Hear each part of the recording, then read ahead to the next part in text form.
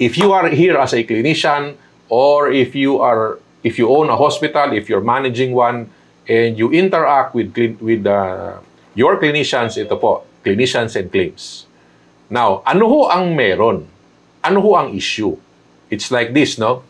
Okay, clinicians and claims, okay, is very critical in the hospital. Why? Ito po, number 1. 80% ho ng information sa claim forms ninyo, okay, is all about clinical information. Now, if 80% ho is clinical, then more or less, your revenue, okay, is highly dependent on the clinical information that is being produced or being created by your doctors. That's number 1. Kasi nga 80%. Ito po, the next thing. Many doctors, okay, in our country, many doctors are purely healers. Okay? Now, because the priority is for a doctor to become a healer, of course, doktor nga di ba? In terms of PhilHealth, there is no training for the doctors. In fact, be it in medical school, okay, in residency training, and even in the hospital, there's no specific training. Okay? There's no specific training po doon sa from the doctor, okay, in relation to claims processing. Next po, okay, the doctors po are prone to fraud, be it intentional or unintentional. Now, I've been doing this for quite some time. Ang pinakawawa ho talaga dito kapag kinasuhan ng hospital is the doctor. Okay? Bakit? It's because the doctor has no idea na yung palang kaso or meron siyang ginawa na fraudulent. Okay? Out of the 10 doctors na kinasuhan, 7 ho sa kanila. Okay? In my experience, they have no idea bakit sila kinasuhan.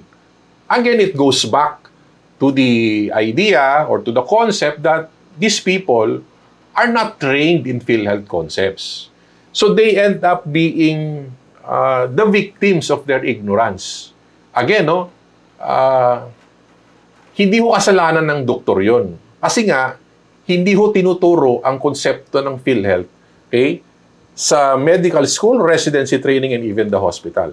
So that is why, if you are managing a hospital, if you own a hospital, if you are a board member of the hospital, it's very critical, okay, to train your doctors. Okay? Now, ito ho ang isa. Most of the time, doctors end up as leaders or managers. Okay? Now, kay ganun ho talaga. Ito po. Because they are poorly informed, because they are naive, or because they are poorly trained, they are poorly equipped in decision-making in terms of claims processing or PhilHealth matters.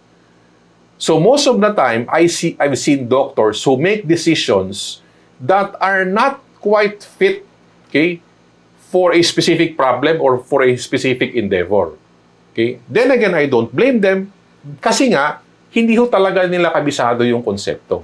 Okay? That is why it's very critical, okay, that the clinician should have this specific training for PhilHealth. Okay? Now, another thing. So, PhilHealth po is a very dynamic organization. Dynamic, ibig sabihin kung ano ho ang meron ngayon in the next several years, okay, it's not a guarantee that it will continue. Okay? Marami hong magbabago. For example, all case rate will be converted into a DRG and subsequently papasok ho ang global budget.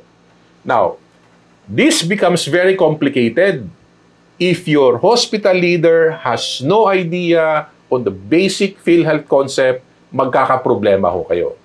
Okay? So, sino ba yung hospital leader? In many hospitals, okay, it is the doctor. Okay?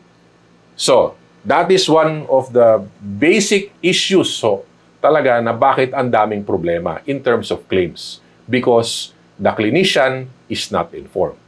Okay? So, let us proceed